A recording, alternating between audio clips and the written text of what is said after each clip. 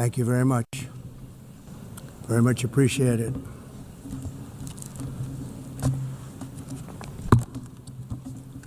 And I don't mind making this speech without a teleprompter, because the teleprompter is not working. I feel very happy to be up here with you nevertheless, and that way you speak more from the heart. I can only say that whoever's operating this teleprompter is in big trouble.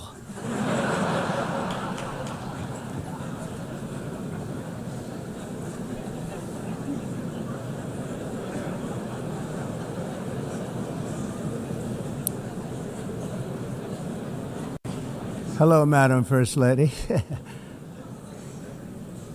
Thank you very much for being here. And Madam President, Mr. Secretary General, First Lady of the United States, distinguished delegates, ambassadors, and world leaders. 6 years have passed since I last stood in this grand hall and addressed a world that was prosperous and at peace in my first term. Since that day, the guns of war have shattered the peace I forged on 2 continents.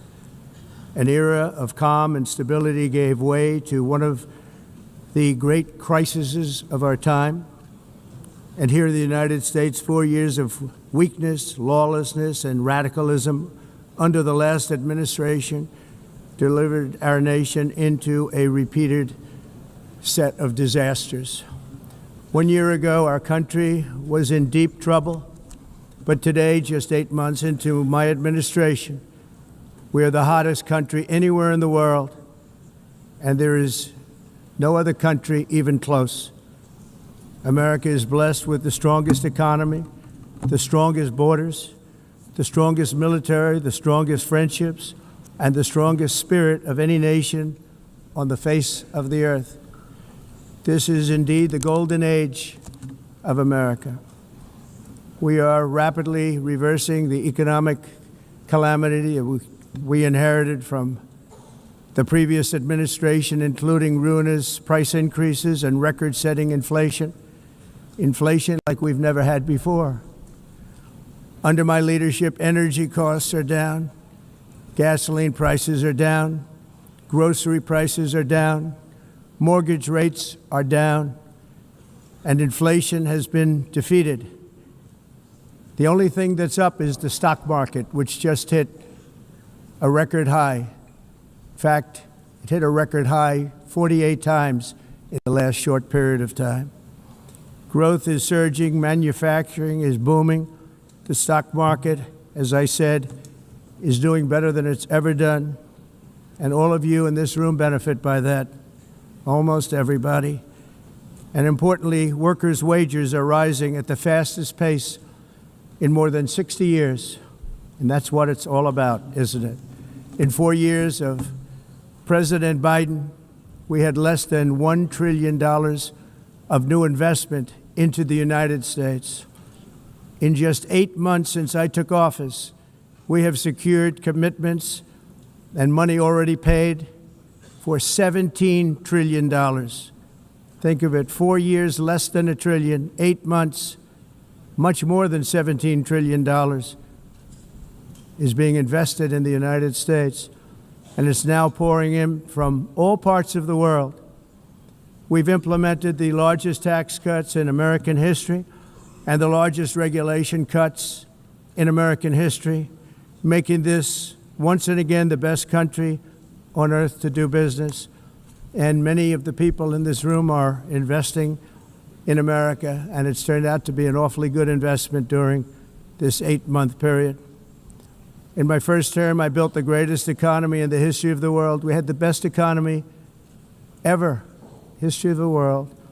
And I'm doing the same thing again, but this time it's actually much bigger and even better.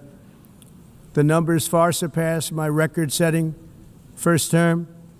On our southern border, we have successfully repelled a colossal invasion. And for the last 4 months, and that's 4 months in a row, the number of illegal aliens admitted and entering our country has been 0. Hard to believe. because if you look back just a year ago, it was millions and millions of people pouring in from all over the world, from prisons, from mental institutions, drug dealers. All over the world they came. They just poured into our country with the ridiculous open border policy of the Biden administration. Our message is very simple. If you come illegally into the United States, you're going to jail, or you're going back to where you came from, or perhaps even further than that. You know what that means. I want to thank the country of El Salvador for the successful and professional job they've done in receiving and jailing so many criminals that entered our country. And it was under the previous administration that the number became record-setting, and they're all being taken out. We have no choice. And other countries have no choice, because other countries are in the exact same situation with immigration. It's destroying your country, and you have to do something about it. On the world stage, America is respected again like it has never been respected before. You think about 2 years ago, 3 years ago, 4 years ago, or 1 year ago, we were a laughingstock all over the world. At the NATO summit in June, virtually all NATO members formally committed to increase defense spending at my request from 2% to 5% of GDP, making our alliance far stronger and more powerful than it was ever before. In May, I traveled to the Middle East to visit my friends and rebuild our partnerships in the Gulf, and those valued relationships with Saudi Arabia, Qatar, and the UAE and other countries are now, I believe, closer than ever before.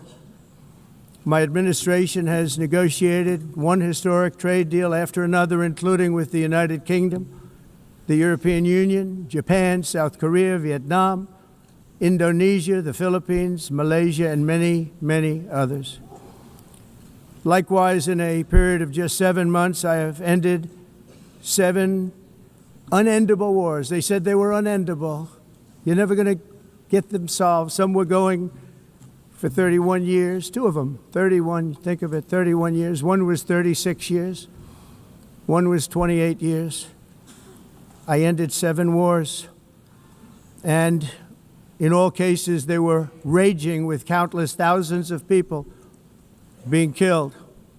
This includes Cambodia and Thailand, Kosovo and Serbia, the Congo and Rwanda, a vicious, violent war that was, Pakistan and India, Israel and Iran, Egypt and Ethiopia, and Armenia and Azerbaijan.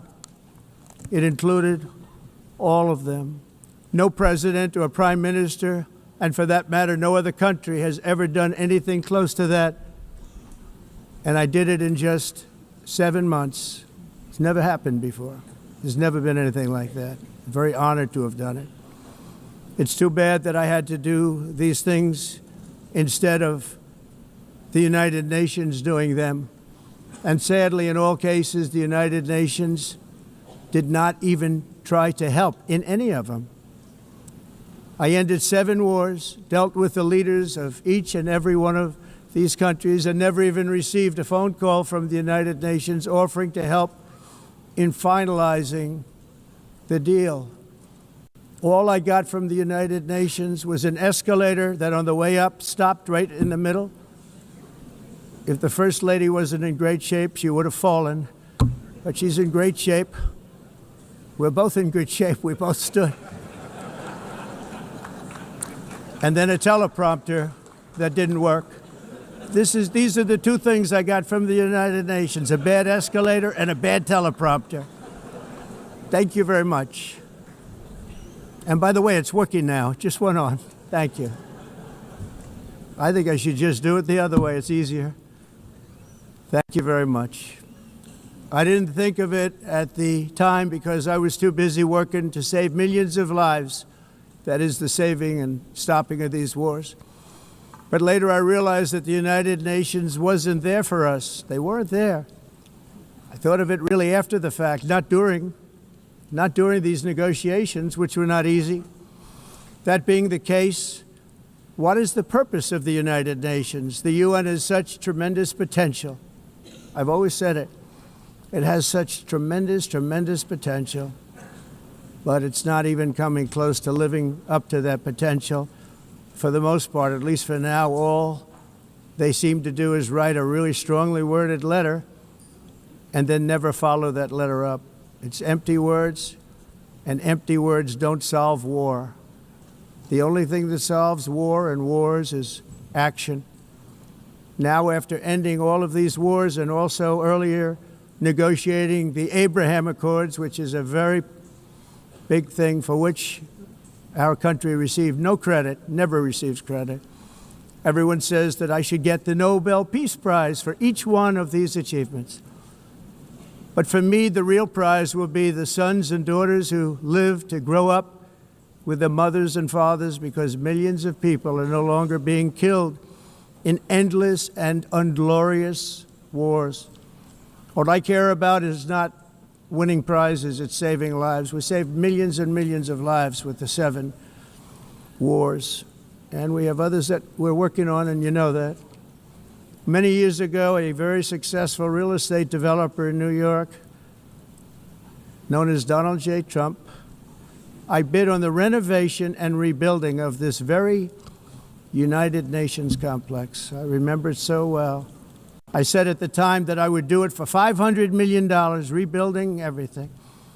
It would be beautiful. I used to talk about, I'm going to give you marble floors. They're going to give you terrazzo. I'm going to give you the best of everything. You're going to have mahogany walls. They're going to give you plastic. But they decided to go in another direction, which was much more expensive at the time, and which actually produced a far inferior product. And I realized that they did not know what they were doing when it came to construction, and that their building concepts were so wrong, and the product that they were proposing to build was so bad and so costly. It was going to cost them a fortune. And I said, and wait till you see the overruns.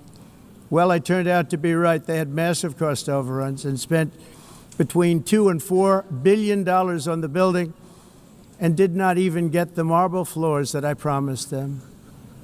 You walk on terrazzo. Do you notice that? As far as I'm concerned, frankly, looking at the building and getting stuck on the escalator, they still haven't finished the job. They still haven't finished. That was years ago. The project was so corrupt that Congress actually asked me to testify before them on the tremendous waste of money, because it turned out that they had no idea what it was, but they knew it was anywhere between $2 and $4 billion as opposed to $500 million with a guarantee. But they had no idea, and I said it cost much more than $5 billion. Unfortunately, many things in the United Nations are happening just like that, but on an even much bigger scale, much, much bigger. Very sad to see. Whether the UN can manage to play a productive role, I've come here today to offer the hand of American leadership and friendship to any nation in this assembly that is willing to join us in forging a safer, more prosperous world. And it's a world that we'll be much happier with. A dramatically better future is within our reach. But to get there, we must reject the failed approaches of the past and work together to confront some of the greatest threats in history.